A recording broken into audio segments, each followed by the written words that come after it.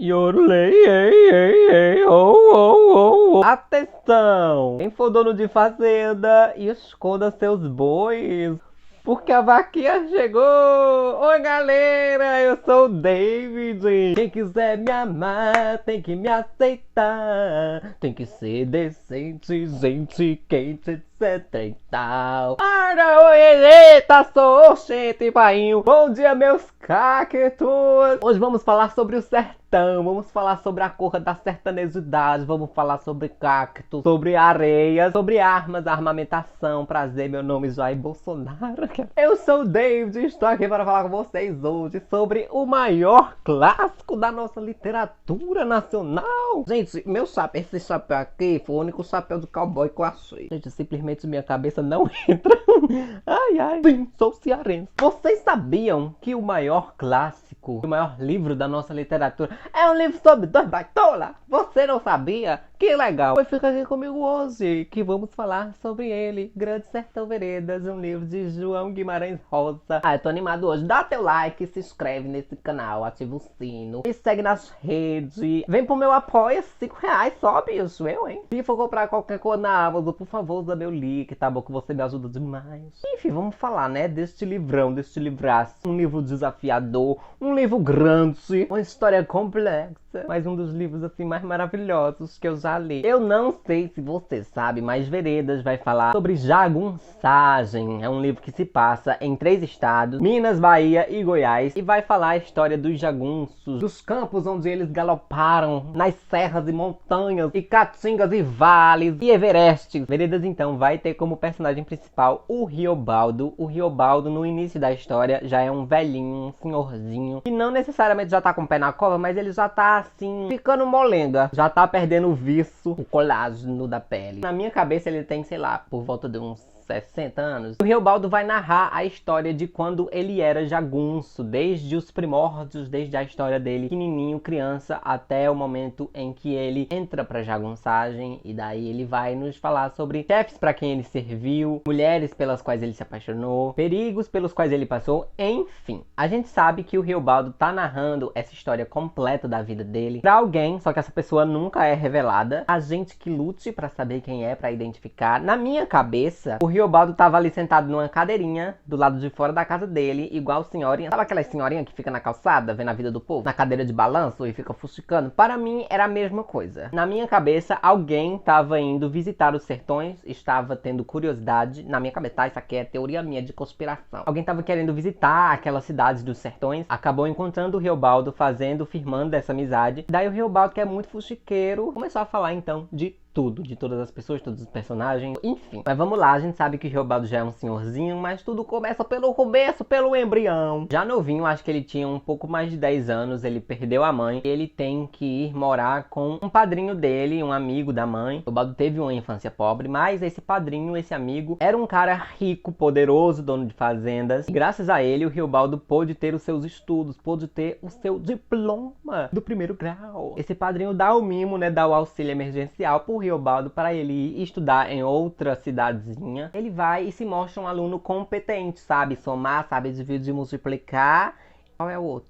Subtrair. Riobaldo então volta para casa, um homem culto. Olá, padrinho, aprendi a fórmula de Bhaskara, B igual a A mais ao quadrado vezes X. Ele volta para casa, só que ele descobre um babadão, que eu não vou contar para vocês, mas é um babadão que deixou ele assim, como assim? Daí ele se enfesa, ele fica injuriado e ele vai-se embora. Ele foge de casa, basicamente. Nessa fugida de casa, pra onde é que ele vai?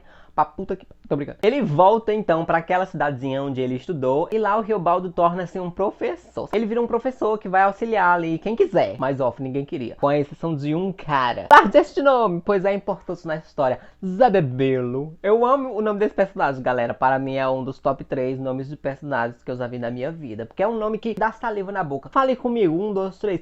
Zé Bebelo.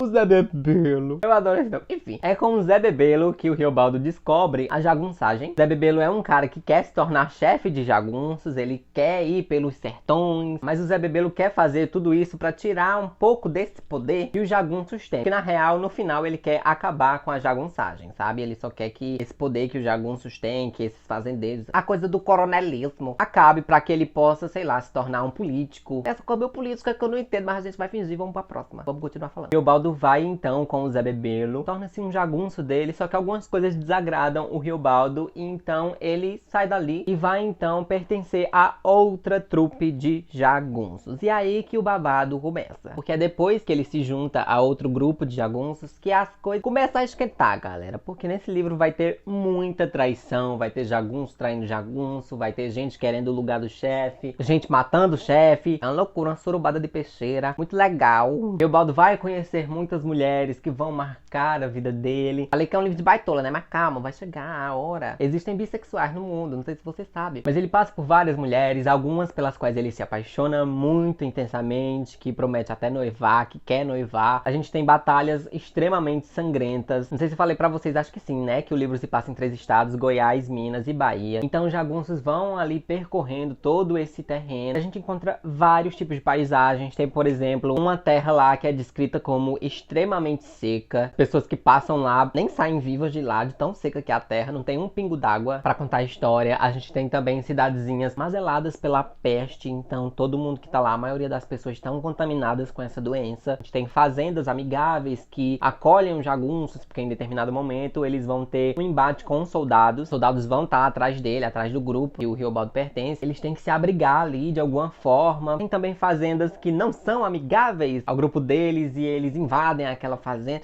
Enfim, é um livro que tem muita temáticas, muita coisa acontece dentro dessa história. Por mais que seja só um tema, né, essencial, jagunçagem, a gente vai acompanhando a história desse jagunço e tudo que ele passou e as lutas e blá blá blá. Várias coisas acontecem e vão se atrelando a esse tema. É um livro, assim, muito extenso. E não é extenso, assim, de texto também, mas extenso mesmo no que o livro tem pra te falar, porque é muita coisa, gente. Aquele homem, o jeito que ele escreve, eu vou já chegar lá. Quero um jeito assim, de jeito doente, de jeito estranha. Eu contei pra vocês tudo o que acontece, mais ou menos em ordem, mas esse é um livro não linear. Porra, agora que eu vi, né, que eu nem tô segurando o livro. Pronto, agora tá aqui, ó, nosso modelinho. Enfim, Veredas é um livro não linear, é um livro que não segue a ordem dos acontecimentos, então assim, você que lute pra montar o quebra-cabeça. Então, muitos personagens que aparecem bem depois na vida do Riobaldo já estão, sei lá, na página 20 do livro. Alguns acontecimentos que acontecem no final da história,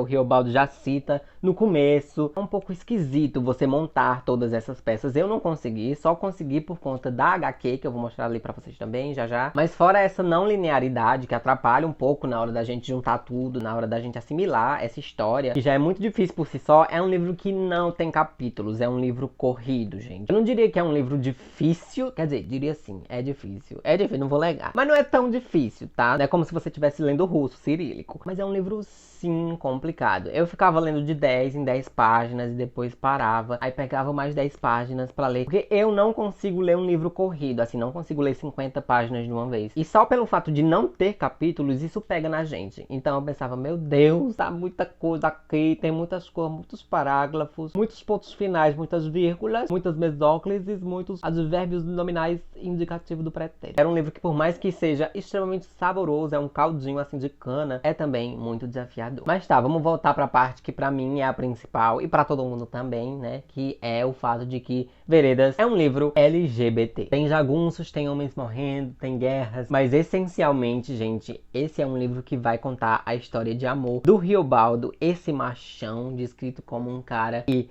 nunca errava um tiro, um dos melhores atiradores, um homem forte, viril, com o Diadorim, outro jagunço que vai fazer parte do mesmo grupo do Riobaldo. E eles têm uma amizade, um bem-querer entre si, só que essa amizade a gente vai vendo que tem uma pontada muito forte de broderagem. O Diadorim não é tão forte como os outros jagunços, inclusive ele é descrito como franzino, um tanto menos forte que os outros caras, ele tem olhos de mel. E o Riobaldo vai criando pelo Diadorim um bem-querer, que a gente sabe que bem-querer é esse, né? É o bem-querer de querer dar uns beijos de língua na traqueia dele. E, gente, é um amor tão bonito de se ver, sabe? Era tão bonito quando o Riobaldo começava a ver o Diadorim e começava a falar sobre ele, porque dava pra ver que eles se queriam tanto, só que como é que podia acontecer, gente? Gente, é um livro sobre gente forte, máscula, macho, sabe? Coisa da agressão, suor e cabelo nas axilas. lá. Mas quando ele viu de Adorim, ele queria permanecer ali dentro dos olhos dele. Ele queria ser tocado por aquele olhar. Tem partes do livro em que eles encostam a mão uma na outra, sabe? E a gente fica todo boiolinha lendo, porque é muito lindo. E a gente vê o ciúme também nos olhos do de Adorim, porque falei pra vocês, né, que o Riobaldo comia um monte de mulher pelas serras. Até tinha prometido uma mulher de casamento, de noivado, e o de Adorim sentia aquele ciúme, dava pra ver. Só que ao mesmo tempo, às vezes ele parava, olhava pro de Adorim e dizia: vamos fugir daqui, só nós dois.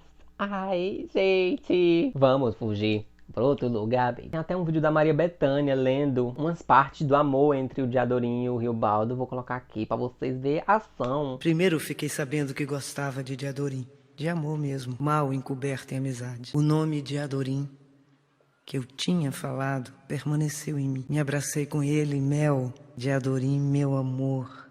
Como é que eu podia dizer aquilo? E como é que o amor desponta? Coração cresce de todo lado, coração vige feito riacho, columiando por entre serra e varjas, matas e campinas, coração mistura amores.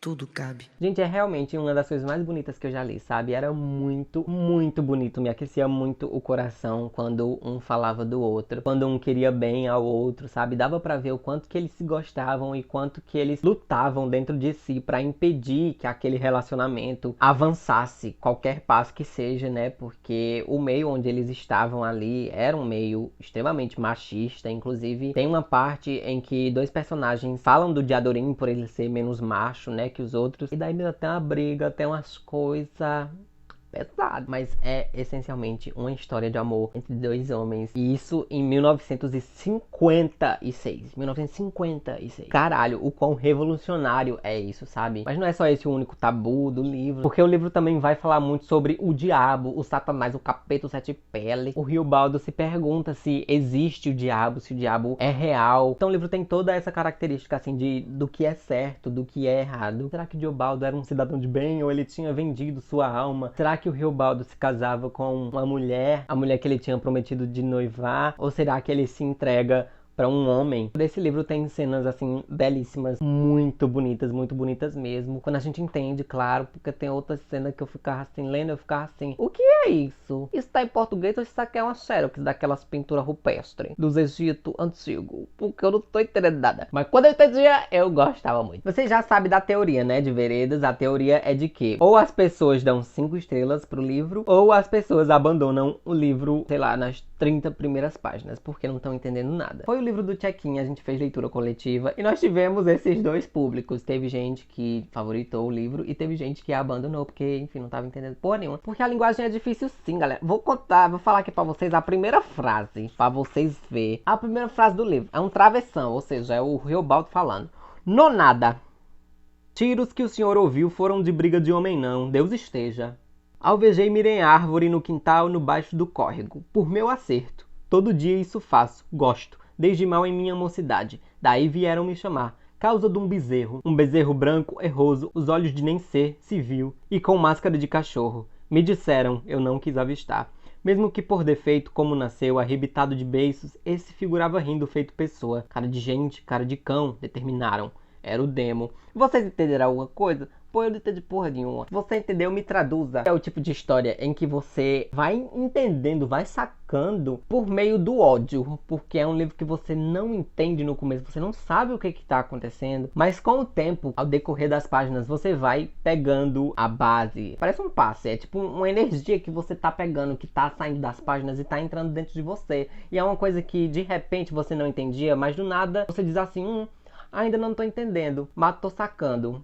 Sabe? Até a página 70 eu não estava entendendo. Eu sabia que eu estava gostando, mas eu realmente não estava entendendo nada. Mas depois disso eu fui simplesmente assimilando as coisas e daí o livro começou a entrar dentro de mim e eu passei a gostar e entender o que estava acontecendo. Eu não absorvi tudo, 100% do livro. Esse é um livro que precisa de releitura. Quer dizer, não precisa, ninguém é obrigado a nada, tá? Se você não reler, você não vai pagar multa, não vai preso na federal. Mas é um livro que eu acho que de primeira você não consegue absorver tudo. tudo o que esse livro tem pra te passar. Nem de segunda, eu acho também, né? Pra ser bem sincero. É um livro que eu fui lendo e eu ficava me perguntando, eu ficava me indagando. Meu Deus do céu, esse livro não deve ter tradução pra nenhuma outra língua, porque é um livro tão único que eu simplesmente não imaginava alguém traduzindo isso pro inglês, por exemplo. Porque, gente, eram umas coisas assim, doidas, sabe? As frases eram umas coisas loucas, o verbo tava no lugar do substantivo. Aí, às vezes, ele botava 3 verbos, um na frente do outro. Aí, o final da frase tava no começo. Eu ficava, João Guimarães Rosa, pelo amor de Deus. Eu sei que a vida não é um morango, mas pra que escrever um limão? É um pouco complicadinho, às vezes, mas é aquela coisa que eu falei. E eu realmente acredito que seja verdade, tá? É uma linguagem com a qual você vai se acostumando e daí você passa a assimilar automaticamente. Se no começo você não entende nem 10%, nem 20% do que o autor tá falando, depois você passa a entender pelo menos uns 60% e já tá de bom tamanho. E assim, gente, eu no meu caso, eu sou realmente uma pessoa burra, entendeu? Não tenho problema em admitir isso. Mas no fim desse livro aqui a gente tem cartas também que a Clarice Lispector e o Fernando Sabino, que é outro autor, eles trocaram cartas falando sobre Grande Sertão Veredas. Eles estavam lendo esse livro. E, gente, até Clarice Lispector. Clarice, você já leu Clarice Lispector? Se você leu Clarice, você sabe que você também não entende porra nenhuma. Ela é pra ser sentida, não é pra ser lida. Gente, até eles dois falaram do começo, do início desse livro, que é um começo meio assim, segundo ele, mas que depois a coisa se torna um dos livros mais interessantes que eles já leram na vida. Eu, por ser nordestino, inclusive, eu acho que eu tive um privilégio ao ler isso aqui, porque muita coisa, muito termo que o João Guimarães Rosa usa, são termos que a gente usa aqui no Nordeste. Tinham coisas que o João colocava aqui, que eu ficava lendo e ficava pensando, isso eu sei, porque eu sou cearense. Mas uma pessoa, sei lá, do Sul, eu tenho certeza de que leria isso aqui e ficaria... Quê? Que isso? Eu acho que se você for uma pessoa nordestina, se você for uma pessoa de Minas, claro, né? Goiás também, talvez do norte, não sei. Eu acho que se você for dessas regiões, você vai pegar muito mais do que alguém que seja do sudeste e do sul, por exemplo. Porque tem muito regionalismo aqui. Também vai ser um pouco de empecilho pra entender algumas coisas. E uma das coisas que eu usei pra complementar minha leitura foi a HQ de Veredas. Inclusive, gente, queria agradecer ao Krishna e a Amanda que me deram esses livros. Eu amo muito vocês. Muito obrigado. Gente, a HQ de Veredas é uma das coisas assim mais... É a HQ mais linda que eu já li, sem dúvida. Gente, as cenas são tão bonitas. Olha aqui o Riobaldo deitado com a mulher safada sem vergonha. Olha isso, atira! Olha essas cores, sabe? Aqui a história tá se passando de noite, olha isso. Aqui já é naquela terra que eu falei pra vocês, que é a terra que é muito quente, que pouca gente sai viva de lá. Mano, é uma HQ... muito boa, e eu acho que é uma leitura complementar muito boa, ou até uma leitura mesmo se você quiser conhecer o livro sem ler o romance, sei lá, fica ao seu critério. Eu acho importante você ler as duas coisas, porque são coisas muito perfeitas. Mas enfim, essa HQ me ajudou muito na leitura complementar, a entender melhor o texto, porque, em primeiro lugar, essa HQ segue a ordem dos fatos. Não é uma história não linear como num livro, é uma história que vai seguindo tintim por tintim, e isso me ajudou muito a assimilar melhor as coisas, e é uma HQ completíssima, não falta nada aqui, nadinha, nadica de nada, sabe? Tudo de importante que tá no livro está aqui. Claro que num resumo, né? O livro, por exemplo, tem muito mais cenas onde o Riobaldo tá apaixonado, morrendo de amores pelo Diadorim. Na HQ não vai ter tanto, porque tem muito acontecimento, né? Mas sério, nada falta aqui. Até a linguagem estranha, difícil, está aqui na HQ. É uma HQ extremamente completa. A HQ mais linda que eu já vi na minha vida. E é tão complementar que eu favoritei a HQ e não favoritei o livro. Porque o livro não peguei tudo, mas com a HQ eu consegui absorver a história, sabe? E nossa, ai gente, que história sensacional. Esse livro não foi tão bem recepcionado quando ele saiu. Muita gente falou que o livro tinha uma construção estereotipada, que os personagens eram mecânicos e que o livro não tinha surpresas, sendo que assim, gente, literalmente é um livro que fala de 2 boiola. Como assim uma coisa estereotipada? 2 jagunços que querem acasalar? Como assim? E sem surpresa, eu não vou nem dizer pra vocês, porque eu não quero que vocês tomem spoiler, mas é um livro que você... Gente, juro, tem surpresa sim. O Guimarães Rosa morreu, aclamadíssimo. Inclusive tem uma história que é babado, que eu descobri. Ele ia tomar a cadeira dele na Academia Brasileira de Letras, né? Só que ele não quis assumir a cadeira porque ele tinha medo. Dentro do coração dele, ele sabia que a emoção dele ao assumir a cadeira ia ser tão forte que ele ia passar mal e ia morrer. Daí o que ele fez? Ele adiou. Ele disse assim, não, eu não quero não. Quem sabe daqui a 4 anos, deixa o Lula terminar o mandato dele, que daí eu assumo. E passaram-se alguns anos, quando ele finalmente aceitou o lugar dele na Academia Brasileira de Letras. Ele morreu 3 dias depois, parece. Então fica a dica, gente. Se você tem a intuição que você vai morrer, mesmo se você não tiver, você também vai morrer. Mas assim, se você tiver a intuição que você vai morrer logo, se você fizer alguma coisa, acredite, não faça essa coisa. Tá bom? Obrigado. Enfim, é um livro desafiador, mas é um livro que recompensa muito. Então, se você tem medo de veredas, você deve, porque realmente eu entendo. Mas é um livro muito belo que explora vários assuntos. É um livro realmente inesgotável. Isso aqui pra mim é a definição pura de um clássico. É um livro muito rico. É um livro cheio de vitamina. É realmente uma história que você leva pra você, pra sua vida. É muito marcante, é emocionante, é bonito, é progressista. Dá orgulho de ser brasileiro quando você lê isso aqui. Ai, isso aqui é nosso, velho. Enfim, gente, esse foi o vídeo. Espero que vocês tenham gostado. Se você não gostou, você não tem bom gosto. Aquela, tô brincando. Mas é isso, espero que eu tenha aguçado um pouco vocês a consumirem esta obra grandiosíssima. E lembrem-se, usem meu link na Amazon, tá? Que eu preciso. E aí, gente, muito obrigado pela companhia. Tô suando em bicas. Beijo pra vocês, até a próxima. Tchau!